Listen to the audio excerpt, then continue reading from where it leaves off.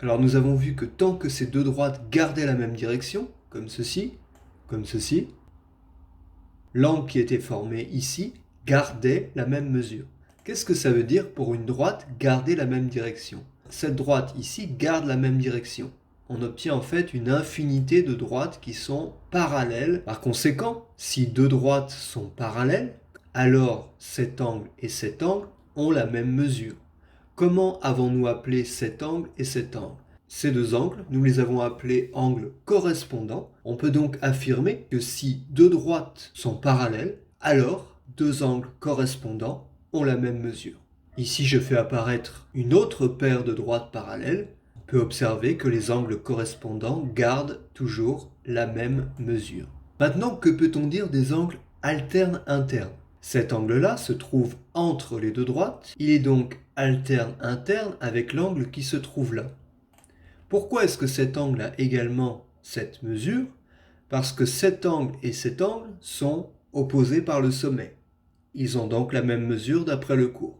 Par conséquent, si deux droites sont parallèles, deux angles alterne-internes ont aussi la même mesure.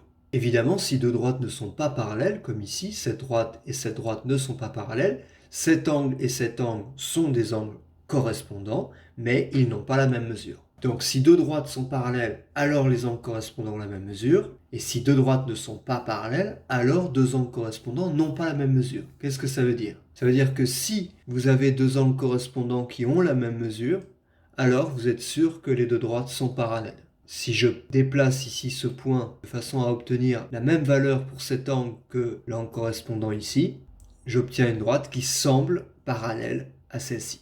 On a donc une propriété qui fonctionne dans les deux sens. Si deux droites sont parallèles, alors deux angles correspondants ou alterne-internes ont la même mesure.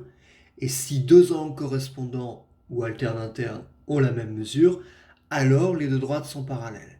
La deuxième propriété, on dit que c'est la réciproque de la précédente.